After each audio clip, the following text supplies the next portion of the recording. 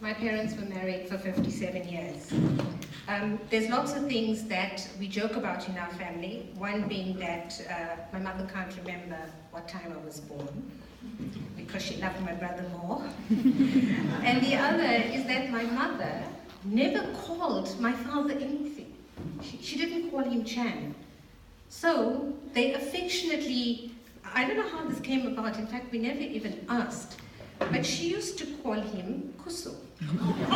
And one day they were at this place down the road, I think it's called Charo's or somewhere, they were parked near there, and my dad had gone into the shop and my mom was in the car. And if you know that shop, you'll know the cars park almost right at the entrance. And mommy was in the passenger seat and daddy had gone in and she wanted him to get something. And she was trying to get his attention. Of course, she doesn't say Chan, so she says, Kusu, Kusu. And then the man in the shop says, Mr. Kusu, I think your wife's calling you.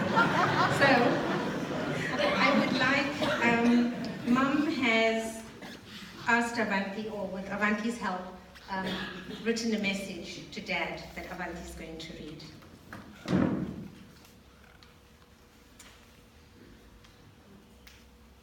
To my darling Kusu, you have been my friend and partner for 57 years. We went through the bad times and the good times. Looking back, the good times have certainly outweighed the bad, and all because we did it together. You were a hale and hearty person, loved and respected by young and old. I know that wherever you are guiding me like you always have. I really and truly miss you. May you rest in peace. Love forever, your Lovey.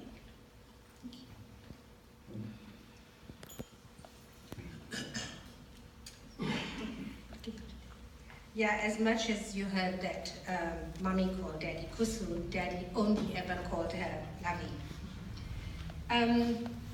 I'd like to, we just have two more to go, and I don't think we're going to be too long, so I'd like to call Pashka. Do you want to know? You okay?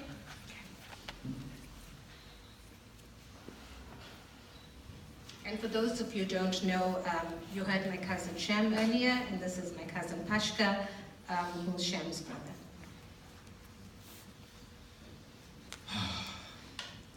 So I'm going to keep this pretty short and sweet, and I'm going to tell you what my uncle meant to me.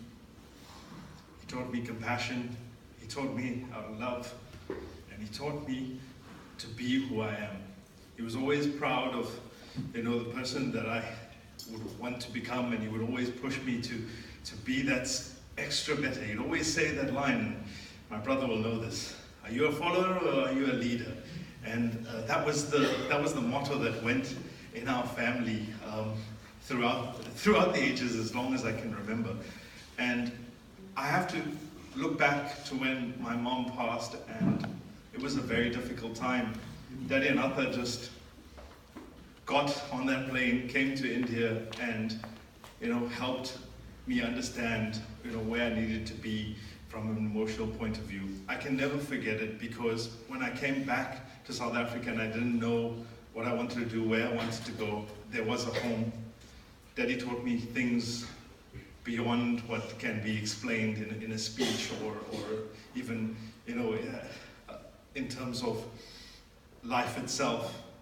I am forever thinking of him now. I think it will be as such.